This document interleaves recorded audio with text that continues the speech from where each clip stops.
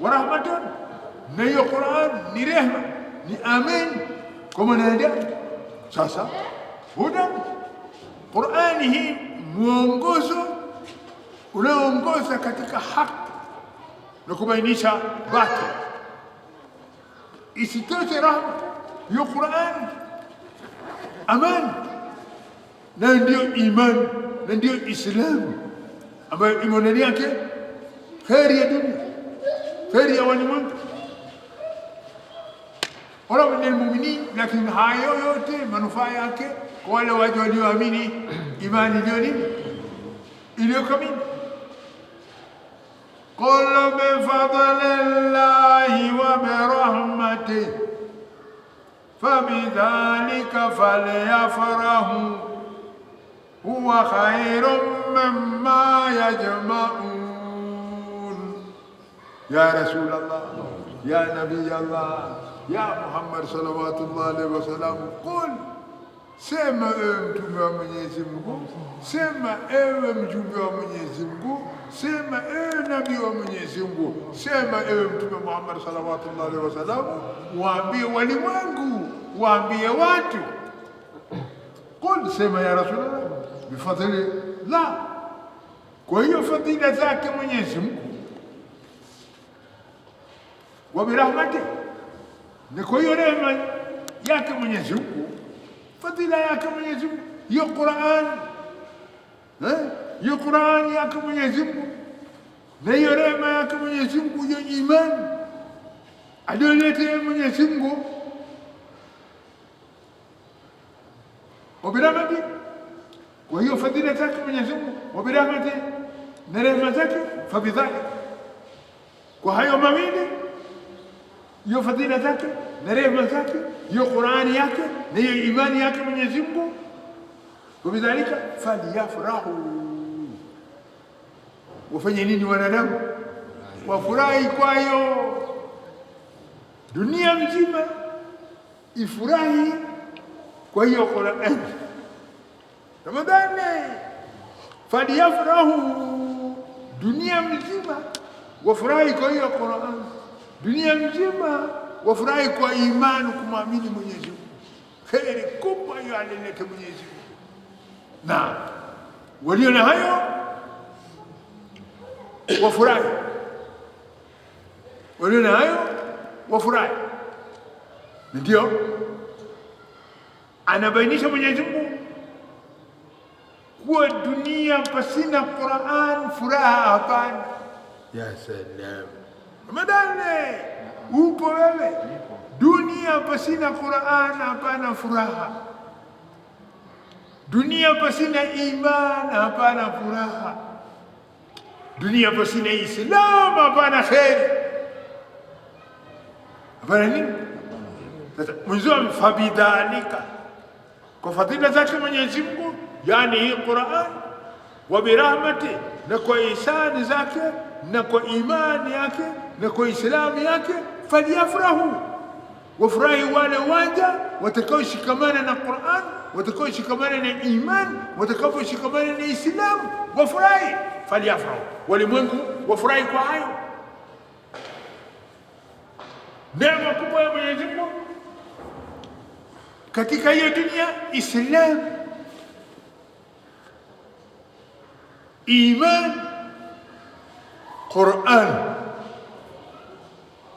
Sasa ndio mtusema watakaoishi pasina Qur'an hawana furaha. Falyafrahu, walio na Qur'an wafurahi. Watakaoishi pasina iman hawana furaha, wenye iman wafurahi. Watakaoishi pasina Islam hawana furaha, wenye Islam wafurahi. Falyafrahu. Sasa anataka Mwenyezi Mungu wenye kuamini imani kamili duniani huku wawe na furaha ya kuwa wameweka maamrisho ya Mola Muumba katika vitendo, na katika akhira watanali saada kwa kupata radhi ya Mola wao katika dunia kwa kumwabudu, na watapata malipo ya kazi waliofanya katika hiyo dunia, katika akhera. Hivi ndivyo hivi nini ndivyo. Na ndio Ibn Abbas amesema fadlullahi alquran, mwenyewe qul bifadlillah, sema wewe kwa fadhila zake Mwenyezi Mungu. Fadhila zake Mwenyezi Mungu ni nini? Qur'an. Wa birahmati, na rehema zake Mwenyezi Mungu amesema Ibn Abbas, wa rahmatu alislam, ndiyo Islam, iman. Sasa palipo na Qur'an, mwenye Qur'an awe na furaha. Palipo na iman na Islam, wenye Islam na iman wawe na furaha. Sasa maana yake nini? Sasa wanadamu watakapotaka kufurahi katika hiyo dunia, wafuate nini? Qur'an. Wafuate Qur'an, mwongozo wa Qur'an, na wawe na dini Islam, ile ni iman. Wawe na dini Islam na nini? Iman. Sawa. Sasa pasina Qur'an furaha huko hakuna. Hiyo ni Mwenyezi Mungu wazi. Fabidhalika falyafrahu, kwa hiyo Qur'an na kwa hiyo Islam na kwa hiyo iman wafurahi wenye kushikamana nayo. Huwa khairun mimma yajma'un, huwa khairun mimma yajma'un, huwa khairun mimma yajma'un. Yani hiyo Qur'an au hiyo fadhila yake Mwenyezi Mungu ni bora kuliko yale yote wanayokusanya wanadamu. Huwa hiyo fadhila yake Mwenyezi Mungu, huwa hiyo rehema yake Mwenyezi Mungu, khairu, ni bora mimma yajma'un, kuliko yote wanayokusanya watu. Ona, nikirudi kwa Mwenyezi Mungu sirudi na vile nilivyovikusanya. Nikirudi kwa Mwenyezi Mungu sirudi na yale niliyojiwekea. Nikirudi kwa Mwenyezi Mungu sirudi na yale masanduku ninayo. Nikirudi kwa Mwenyezi Mungu sirudi na yale niliyoyamiliki, bali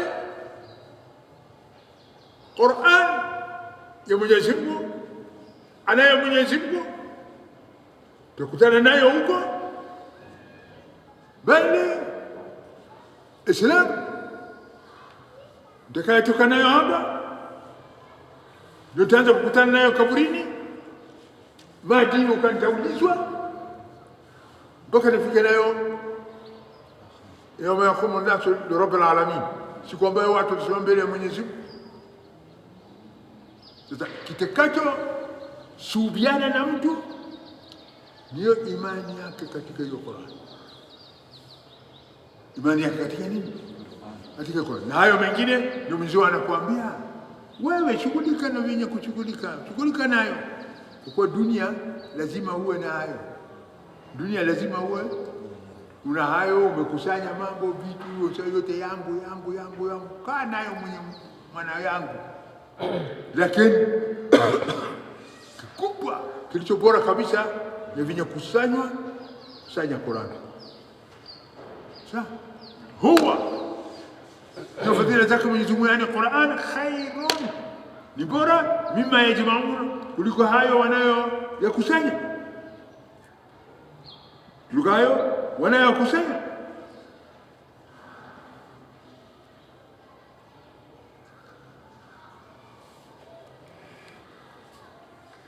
قل أرأيتم ما أنزل الله لكم من رزق فجعلتم منه حراما وحلالا قل الله أذن لكم أم على الله تفترون Mwenyezi Mungu anasema, anamwamrisha Rasul sallallahu alaihi wasallam, qul ya Rasulullah, qul ya Nabii Allah, waambie hao makafiri, waambie hao mushrikini, araaitum, nipeni habari, mwaonaje? Araaitum, nipeni habari, mwaonaje? Araaitum, nipeni habari, mwaonaje? Ma anzala Allahu lakum, ma hayo ambayo anzala Allahu lakum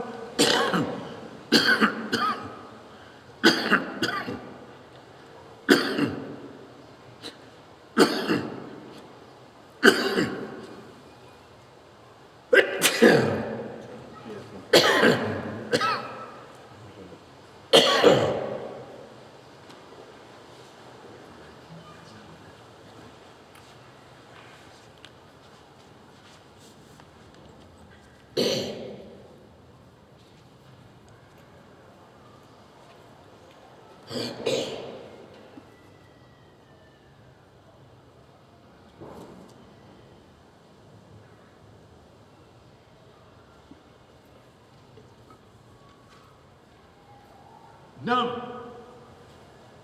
قل يا رسول الله sema ewe mjumbe wa Mwenyezi Mungu, wauliza hao makafiri,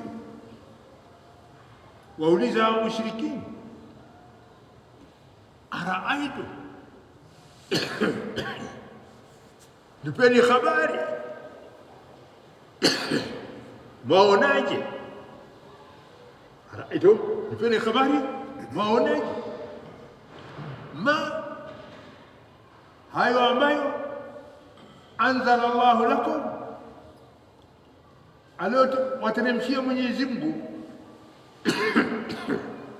hayo ambayo aliyowateremshia Mwenyezi Mungu, hayo ambayo aliyowaambia Mwenyezi Mungu miongoni mwa riziki, nipeni habari yake, mwaonaje?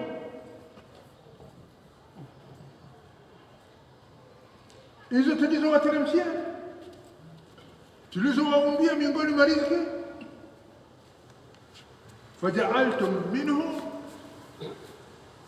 mkajaalia miongoni mwa haya tuliowaambia miongoni mwa riziki, mkajalia miongoni mwa haramu, mengine mkasema kuwa ni haramu, wa halala, na mengine mkasema kuwa ni halali. Hakusema Mwenyezi Mungu kuwa ni haramu, na wala Mwenyezi Mungu hakusema kuwa ni halali, lakini nyinyi wenyewe miongoni mwa haya riziki tuliowapa, mengine mkasema kuwa ni haramu, mengine mkasema kuwa ni nini? Ni halali. Kama au makafiri, ngamia aliyezaa sana, ngamia aliyezaa sana zaidi ya 10, unakuja kumkata masikio, utele haramu kuchinjwa au kuliwa kwa mujibu wa itikadi yao. Isitoshe, ngamia wanaowatoa kwa masanamu wasema haramu kuliwa, na hali ya kuwa sanamu hali nyama. Isitoshe, wale wanyama ambao wanazaa tu kike, ng'ombe anazaa tu ng'ombe jike, kondoo jike, kondoo jike, mbuzi jike, ngamia jike, wanazaa ndama wa kijike tu, huyo anasema vile vile huyu ni haramu kuliwa. Sasa ndio Mwenyezi Mungu anawauliza, qul ya Rasulullah, sema ya Rasulullah, uulize hawa, araaitum, nipeni habari, mwaonaje? Ma hayo ambayo anzala Allahu lakum, aliwaambia Mwenyezi Mungu, aliwaambia Mwenyezi Mungu miriziki miongoni mwa riziki, faja'altum minhu, mkajalia miongoni mwa hizo riziki aliwaumba Mwenyezi Mungu kwa nyie, mingine mkasema haramu, mingine mkasema ni halali. Ngamia hawa mliowaharamisha watoto wao mkasema ni halali, mama yao mkasema ni haramu. Hamuoni nyinyi? Mwenyezi Mungu ndiye aliyowaambia, qul, sema kwao ya Rasulullah, sema kwao ya Nabii Allah, Allahu adhina lakum, Allahu hamzatul istifham, je Allah Mwenyezi Mungu adhina lakum, ndiye aliyewapa ruhusa mseme hivyo? Hayo ni amri kutoka kwa Mwenyezi Mungu au ni maarifa kutoka akili zenu? Hayo ni amri kutoka kwa Mwenyezi Mungu au ni elimu kutoka katika ubongo wenu? Hayo ni amri kutoka kwa Mwenyezi Mungu au ni ujuzi kutoka katika maarifa zenu? Allahu adhina lakum, je, Mwenyezi Mungu aliwatolea idhini ya hayo au Mwenyezi Mungu aliwapa ruhusa ya hayo au Mwenyezi Mungu ndiye aliyewaambia hayo? Allahu adhina lakum ama ala Allahi taftarun, au mnazusha tu urongo kwa Mwenyezi Mungu? Ama ala Allahi taftarun, au mnazusha tu urongo kwa Mwenyezi Mungu? Bila shaka hayo si maneno ya Mwenyezi Mungu, bali ni uzushi tu aliozusha urongo kwa Mwenyezi Mungu. Lakini Mwenyezi Mungu hakuambia. وما ظن الذين يفترون على الله الكذب يوم القيامة إن الله لذو فضل على الناس ولكن أكثرهم لا يشكرون.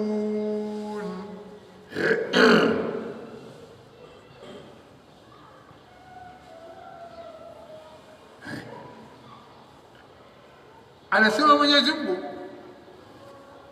wama dhannu alladhina yaftaruna ala Allahi alkadhiba,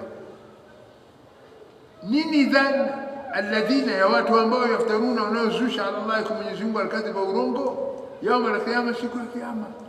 Hao watu wanaozusha urongo kwa Mwenyezi Mungu wanadhani nini itawapata siku ya kiyama? Au wanadhani namna gani ahadi yao itakuwa siku ya kiyama? Au wanadhani vipi msimamo wao watakaposimama siku ya kiyama? Hawadhani hayo mambo, hawayafikirii hayo mambo, hawayazingatii mambo hayo. Wanadhani namna gani? Hao watu wanaosema urongo kwa Mwenyezi Mungu, wanaozusha urongo kwa Mwenyezi Mungu, wanaoumba uongo kwa Mwenyezi Mungu, wanadhani nini siku ya kiyama? Wama dhani, nini dhana alladhina, ya wale watu ambao yaftaruna, wanaozusha urongo ala Allahi, kwa Mwenyezi Mungu, alikadhiba, urongo, yauma alqiyama, siku ya kiyama. Na siku ya kiyama mambo yote itaonekana nini? Wazi. Ni siku ya kiyama hukumu zote zitahukumiwa hukumu bayana, na hapana atakayedhulumiwa, hapana atakayepunjwa, hapana atakaye kosa hisabu yake. Inna Allaha, akaye ajue mwanadamu, aishi mwanadamu na aelewe, aishi mwanadamu na afahamu. Inna Allaha, kabila shaka ya Mwenyezi Mungu, la dhu fadhli, ya Mwenyezi Mungu ndiye mwenye ihsani zote. Ya Mwenyezi Mungu yeye ndiye mwenye nini? La dhu fadhli, mwenye ihsani zote, ala nasi, juu ya watu. Mema yote aliyo nayo ya Mwenyezi Mungu ndio mwenye mema yote aliyo nayo watu, ya Mwenyezi Mungu ndiye nani? Ndiye mwenyewe. Na ukitaka kuona miongoni mwa fadhila zake Mwenyezi Mungu kwa watu, hii roho aliyowapa watu na neema ya kujalia watu kuwa ni watu, wasiwe wanyama. Isitoshe, miongoni mwa neema, ona akili. Akili walio nayo nini?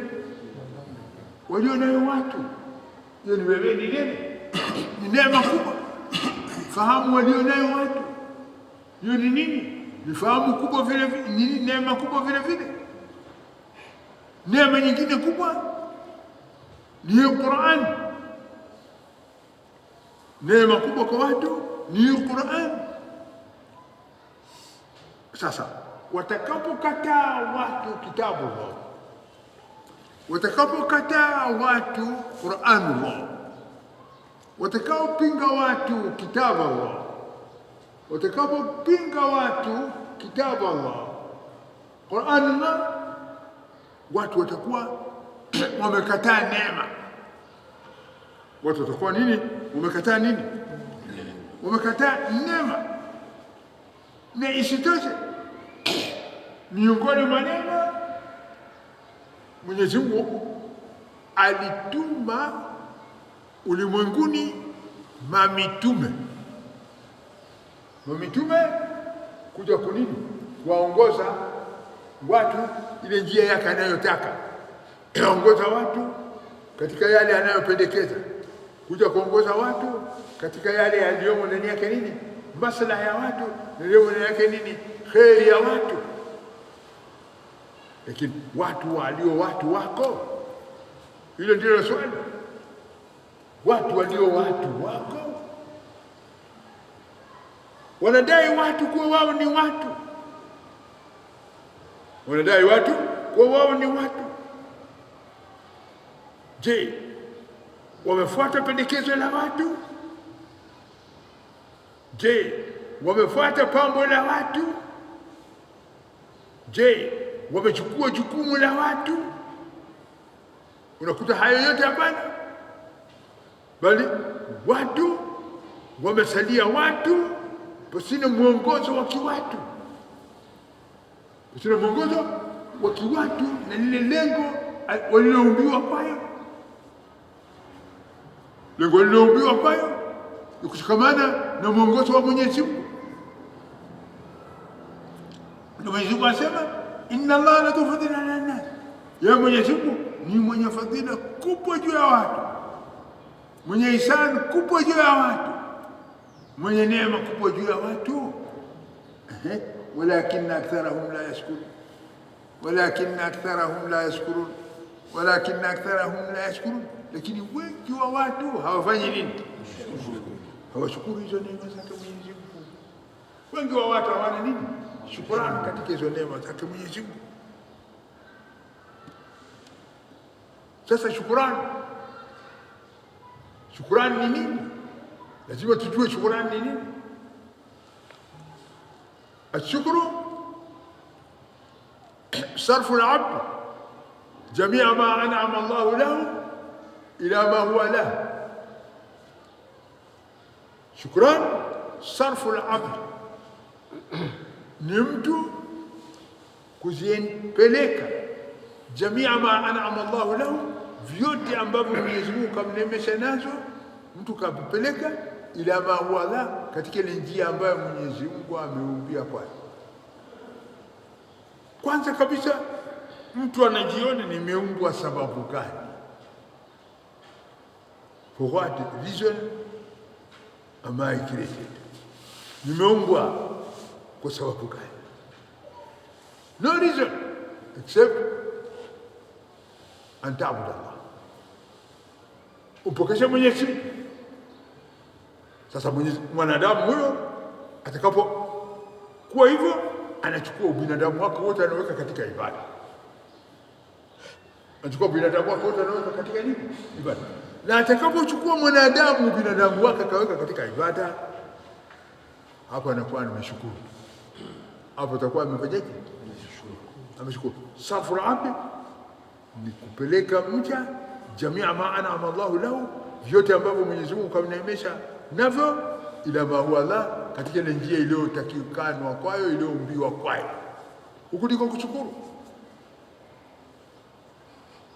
Shukrani ndio namna hiyo. Shukrani ndio namna hiyo. Na isitoshe, shukrani ni mtu kukabili ihsan, wema na yale alioneemeshwa. Mtu kuelekeza wema katika yale alioneemeshwa. Umeneemeshwa ubinadamu ulio na uhai. Sasa unaelekeza ubinadamu ulio na uhai katika mema iliyoumbiwa kwayo, iliyoridhiwa na Mwenyezi Mungu. Emalu salih, tendeni vitendo vizuri.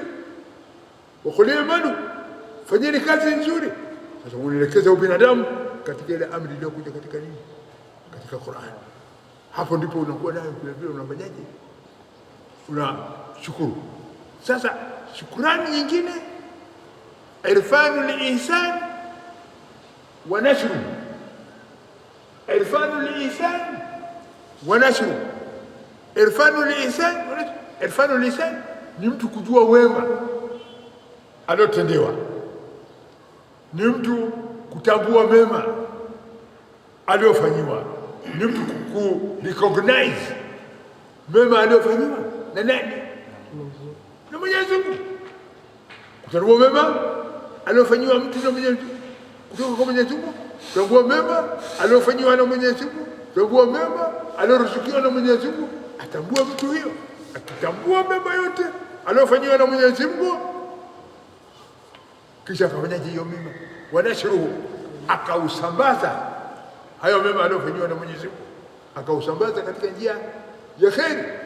Kwa mfano, kakuruzuku Mwenyezi Mungu shilingi 100, wewe ni mfano, unayo 100, lakini kuna mtu aliye chini yako kabisa kabisa, fakiri, hana hata senti moja. Sasa shilingi 100 hii ni neema. Sawa Ramadhani, shilingi 100 ni nini? Neema. Sasa irfanul ihsan wa nashru. Sasa ihsan unaofanyiwa umetambua kuwa ni 100, nashru ukaueneza hiyo neema baina yako na mwingine, ndio shukrani. Sasa 100 hiyo ukatoa 20 ukampa huyu fakiri. Unaona unaeneza kitu gani? Neema. Unaeneza kitu gani? Neema ya Mwenyezi Mungu aliyokuneemesha unaeneza. Sasa kushukuru ni kueneza neema ya Mwenyezi Mungu katika ile njia iliyoumbiwa kwayo. Sawa Ramadhani. Sasa neema za Mwenyezi Mungu ni neema za ushirikiano. Neema katika Uislamu ni neema ya nini? Ya ushirikiano. Wenye uwezo washirikiane na wasio na uwezo, walio nayo washirikiane na wasio nayo, matajiri washirikiane na mafakiri katika yale walio nayo. Ushirikiano ni kule kuwakatia chochote, kuwapa chochote, sio kutupa masakini kabisa, mafakiri kabisa, walio na haja kutupwa kabisa. Ni mbaya, kama ilivyo dunia ya sasa. Walivyo nini? Dunia ya sasa, tajiri anazidi kuwa tajiri top, na maskini anazidi kuwa maskini chini, anakanyagwa na viatu ya watu matajiri. Sivyo hivyo. Tukitaka kushukuru mpaka tu upgrade au masakini, mpaka tuwanyanyua watu gani? Masakini. Mpaka tuwanyanyua masakini. Ndivyo sasa kuna gap kubwa na kuna uadui mkubwa kati ya watu tajiri na masakini. Masakini wanasema Mwenyezi Mungu, hao matajiri wanayo haki zetu, wametunyima, wanabanabana, wanazuia. Angamisha hizo pesa zao, ipoteze hizo pesa zao, au ifanye hiyo pesa zao zisiwe na thamani, iwafanye wasahau hiyo pesa yao, hata wasitumie katika njia ya kheri. Hii dua ya watu gani? Ya masakini mnafakiri kwa watu matajiri. Hiyo ni laana ya mafakiri kwa matajiri. Tena matajiri nao vile vile wanawalani watu gani? Masakini. Wanawalani namna gani? Nyinyi na nyinyi mmetuzidi. Kila siku asubuhi koko mlangoni. Kila siku nipe nisaidie. Unafikiri tunatoa wapi? Allah. Unaona vita hiyo? Vita ndogo, vita kubwa. Vita kubwa. Vita kubwa ulioko katika ulimwengu. Kila mmoja anadai kuwa ana chake. Mwenzie kamnyima. Ramadhani nini? Kila mmoja anadai ana chake. Mwenzie kamnyima. Kila mmoja anadai anayo chake, lakini mwenzie ndiye aliyemnyima. Na ni kweli au si kweli? Kweli kabisa. Kweli kabisa. Mtu mmoja wewe peke yako, Nairobi mzima ni yako, ya nini? Ya nini? Hajaonekana bado hiyo. Dhulma.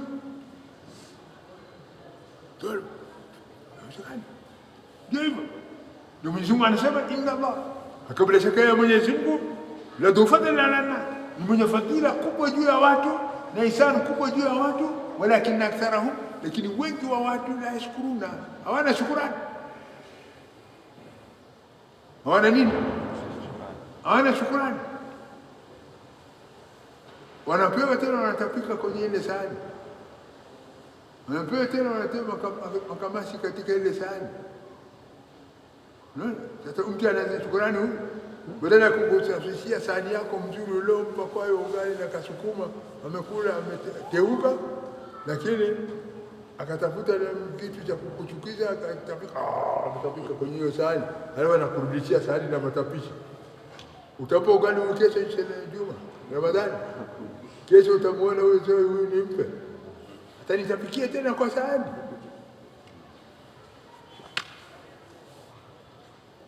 Ndio kazi mkipewa, mnakuja kutapika kwenye viatu vya watu waliowaletea. Ramadhani, umesikia hiyo maneno? Hujasikia? Umesikia nini? Mnakuja kutapika kwa viatu vya wale waliompatia, waliowaletea. Wama takunu fi sha'nin wama tatlu minhu min Qur'anin wala ta'maluna min amalin illa kunna alaykum shuhuda idh tufiduna fihi. Anasema Mwenyezi Mungu akimwambia Rasul sallallahu alaihi wasallam,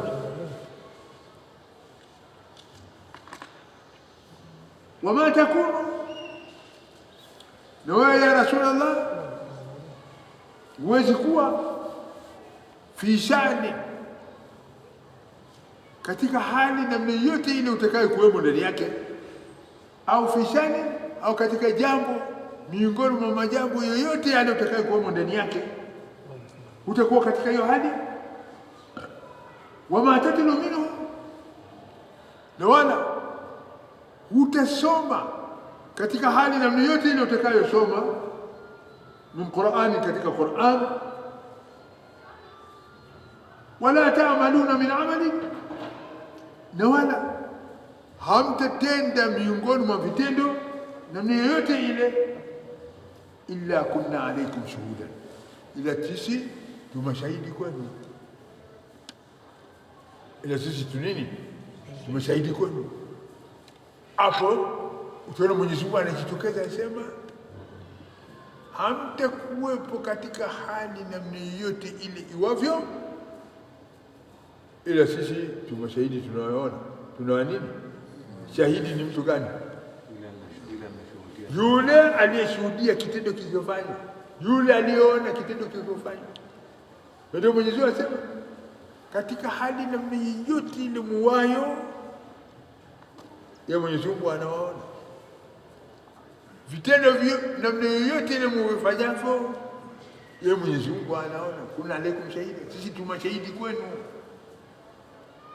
Sasa isitoshe anakuambia Mwenyezi Mungu, wewe si kiumbe kidogo, wewe mwanadamu, wewe si kiumbe kidogo, bali anakuambia nini?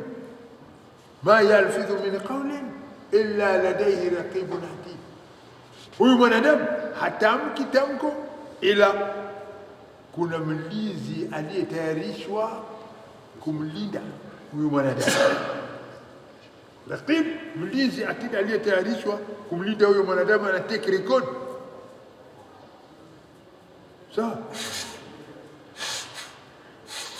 Sasa huyu mwanadamu analindwa umri wake mzima. Mwenyezi Mungu anathibitisha illa kunna alaikum shuhuda, hamtakuweko katika hali namna yoyote ile mwayo, wala hamtakuwa mkisoma hiyo Qur'ani ila Mwenyezi Mungu atakuwa nini? Shahidi kwenu. Itufidhuna fi, zama mnapoyaingilia hayo mnayoyaingilia.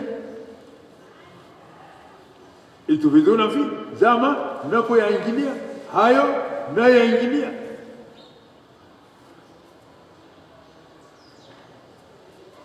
وما يعزب عن ربك من مثقال ذرة في الأرض ولا في السماء ولا أصغر من ذلك ولا أكبر إلا في كتاب مبين.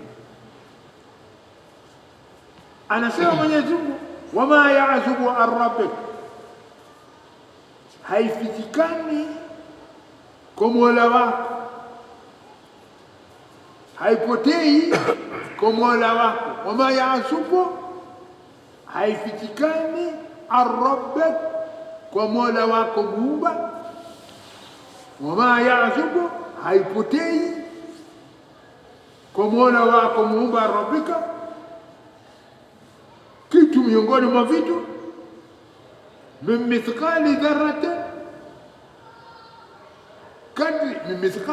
kadri ya uzito, dharratin, wa chembe dogo kabisa wa kitu, chembe dogo kabisa, dharra. Unaona jua hii ikiingia inakwenda huko, sasa ukiona katika ile mwangaza ilipokuwa ikienda, kwenda ile mwangaza kuna vitu vidogo vina nini, vinatembea tembea kwenye hewa. Hiyo ndio inaitwa dhara. Hiyo ndio inaitwa nini? Dhara. Moja inaitwa dhara. Ndio Mwenyezi Mungu asema wama yazubu, haifichikani arrabbak, kwa Mola muumba wako, min mithqali dharra, min mithqal, kadri ya uzito, kadri ya uzito dharrati, wa kile chembe dogo unayoona katika mwangaza wa jua. Sawa? Kile kitu chembe dogo ile utapima kwa ratili gani, kwa kilo gani? Huna kipimo ya kupima hiyo, lakini Mwenyezi Mungu anacho kipimo chake. Sawa? Kwanza ile kitu kidogo huwezi kukishika, utakipimaje? Huwezi. Lakini Mwenyezi Mungu anakuambia mimi Mwenyezi Mungu ndio ninayo kipimo hicho kitu. Sawa? Mimithqali dharratin fil ardh, kadri ya uzito wa chembe ndogo katika ardhi, wala fi samai, wala mbinguni. Hakuna kidogo kabisa kilichoko mbinguni kinachofichikana kwa Mwenyezi Mungu, wala hapana kidogo kabisa kilichoko ardhini kinachofichikana kwake Mwenyezi Mungu. Fi ardhi wala fi samai, mbinguni wala ardhini. Wala asghara min dhalik, wala hapana kidogo zaidi kushinda hiyo chembe ndogo. Unaona? Anasema Mwenyezi Mungu kile unachoona katika mwangaza wa jua, hata kidogo kuliko kile hapana kinachofichikana. Sasa kidogo katika kile kuliko kile hapana kinachofichikana, wala akbara, na hapana kikubwa zaidi kuliko kile kinachofichikana kwake Mwenyezi Mungu, illa fi kitabin mubin, illa imo katika Lauh al-Mahfudh, kitabu kinachobainisha kila mambo wazi. Maana yake nini? Maana yake ni kuwa kule kwa Mwenyezi Mungu kuna hiyo Lauh al-Mahfudh, kila mwanadamu na habari yake na vitendo vyake imesajiliwa ndani yake, na kila kiumbe habari yake iko pale mahala pale. Sasa rekodi kamili iko katika Lauh al-Mahfudh. Rekodi kamili iko katika nini? Lauhul Mahfuz.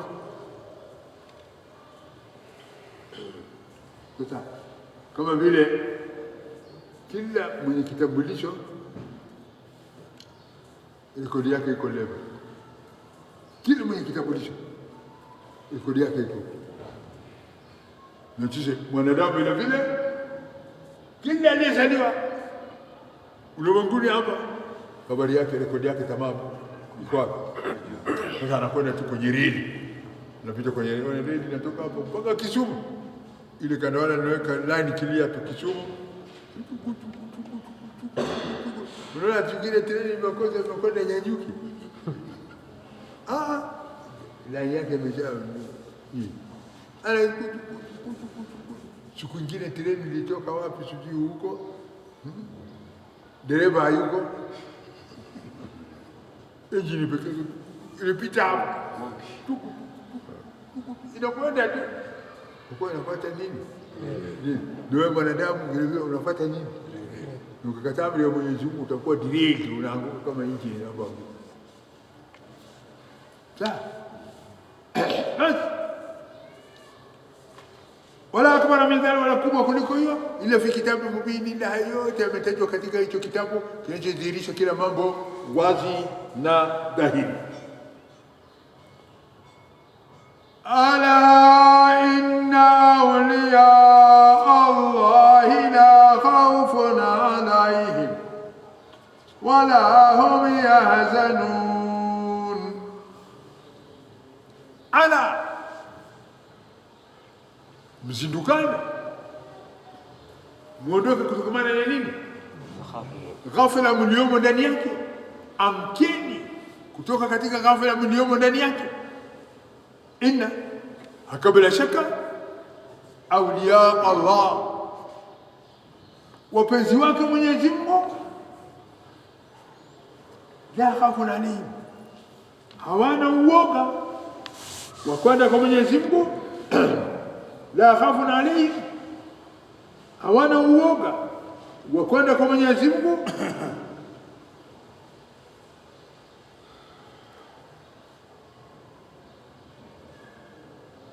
Pindi watu wanapoogopa kwenda kwa Mwenyezi Mungu, wala yahzanun, na wala wapenzi wa Mwenyezi Mungu hawana huzuni wanapokwenda wakiacha walioyakusanya katika hiyo dunia. Kabla shaka awliya Allah, wapenzi wa Mwenyezi Mungu, la khawfun alayhim, hawana uoga, kwa kuwa wana imani kamili na Mwenyezi Mungu. Wala hum yahzanun, wala wao hawana huzuni kwa yale ambayo wataacha hapa wakienda kwake Mwenyezi Mungu.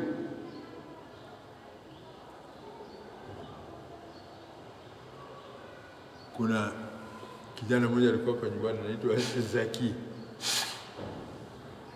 Mnamjua, alikuwa naye hapa. Zaki siku nyingine ndugu yetu mmoja hapa Mzungu mrembo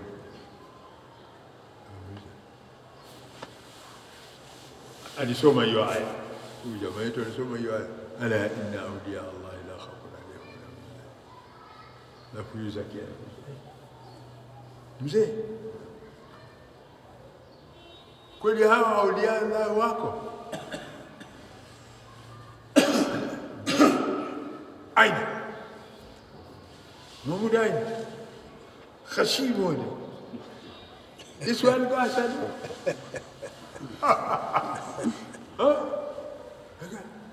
Zaki kana wakati atunishike nisaji atatahiri kiswali wodegeni ni kiswali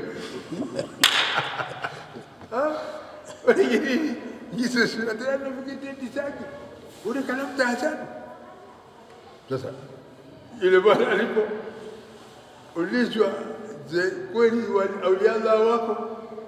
Sasa amekuja kwa nini? Mahmud, awliya Allah wako au hawako?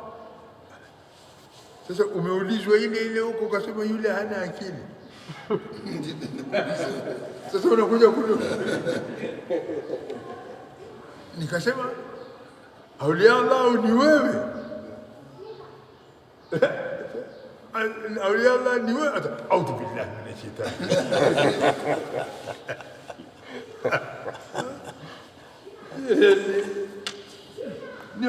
Ala msidukane kutokana na ghafla iliyomo ndani yake. Inna aulia Allah, akabla shaka wapenzi wako Mwenyezi Mungu, la khawfun alayhim, hawana uoga kukwenda kwao kwa Mwenyezi Mungu, wanajua anakwenda kulipo mema walioyafanya. Wala hum yahzanun, na wala aulia Allah salihin, hawana huzuni kwa yale wanayoacha huko duniani, kwa kuwa ni hayo ni ya kuachika hapa. Sasa Mwenyezi Mungu anasema aulia Allah salihin ni watu gani? Aliposema Mwenyezi Mungu aulia Allah, wapenzi wako Mwenyezi Mungu, sasa hapa anarudisha wapenzi wa Mwenyezi Mungu ni watu gani? Hao mawalii wao ni watu gani? Hakuna anayejua mawalii ni nani isipokuwa yeye Mwenyezi Mungu. Yeye alitaja mawalii, naye atakufasiria mawalii. Yeye alitaja mawalii, atakuambia mawalii ni kina nani. Anasema Mwenyezi Mungu mawalii alladhina amanu wa kanu yattaqun, alladhina amanu wa kanu yattaqun, alladhina amanu wa kanu yattaqun. Mawalii alladhina ni wale watu ambao amanu, walioamini imani kamili. Sawa. Ramadhani anakufasiria nani? Anakuambia mawalii ni watu gani? Alladhina amanu wa kanu yattaqun, ni wale waja walioamini imani kamili. Ni isitoshe kuamini imani kamili pekee, wakanu yattaqun, na wamekuwa ni wenye kufuata maamrisho ya Mwenyezi Mungu katika vitendo, na wamejikinga na wamejitenga mbali na makatazo aliyokataza Mwenyezi Mungu. Hao ndio nani? Hao ndio aulia.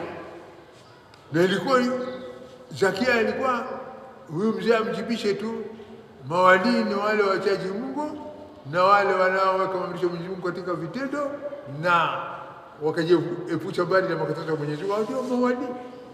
Tamsema huyu ana akili.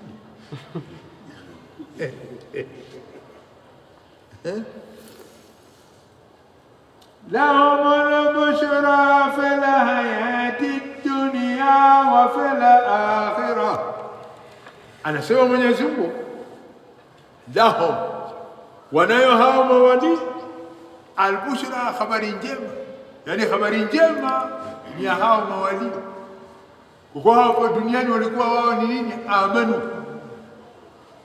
Tena isitoshe wataka, wamemcha Mwenyezi Mungu.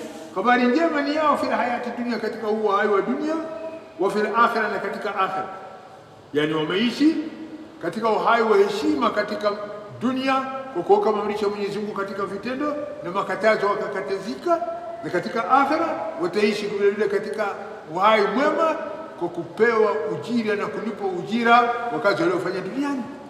Basi ndio wanayo habari njema na umubushra, wanayo habari njema mawalii fil hayati dunia, katika huu uhai wa dunia, wa fil akhirah, na katika akhirah. La tabdila li kalimati llah, hapana mbadiliko katika maneno ya Mwenyezi Mungu.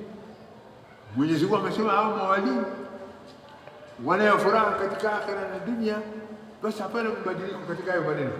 Hapana amendment, hapana sahihisho tena ya Ramadhani. Haya aliyosema Mwenyezi Mungu ndio hivyo tu. La tabdila li kalimati llah, hapana mibadiliko katika maneno ya Mwenyezi Mungu. Dhalika huwa al-fawzul adhim. Na hiyo huku ndiko kufuzu kukubwa kabisa, na hiyo ndio kufaulu ndio kubwa kabisa.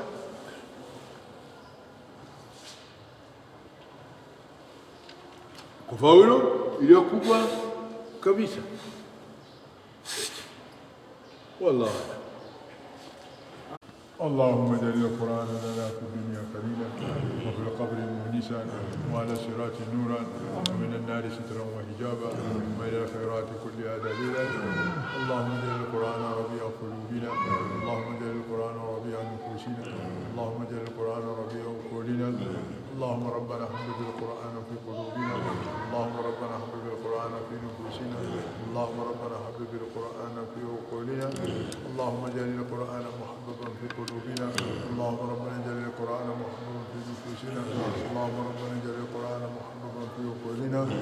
اللهم ربنا افتح لنا فتوح العارفين واجعلنا من التالين لكتابك آناء الليل وآناء النهار يا رب العالمين. اللهم ربنا ارزقنا علما نافعا وقلبا خاشعا ولسانا ذاكرا وعملا متقبلا. اللهم انا نسالك الهدى والتقى والعفاف والغنى. اللهم اغننا بحلالك عن حرامك وبطاعتك عن معصيتك وفضلك ورب من سواك. ربنا اتنا في الدنيا حسنة وفي الآخرة حسنة وقنا عذاب النار. اللهم ربنا اغفر لنا وللمؤمنين والمؤمنات والمسلمين والمسلمات الأحياء منهم والأموات، وإن كانوا مسلمين فزد في لسانهم وإن كانوا مسلمين فتجاوز عنهم ولقم برحمتك الأمن يا رب العالمين بفضلك وكرمك وجودك يا أكرم الأكرمين وأرحم الراحمين. وصلى الله على خير خلق النبي الأمي وعلى آله وصحبه وسلم. سبحان ربك رب العزة عما يصفون وسلام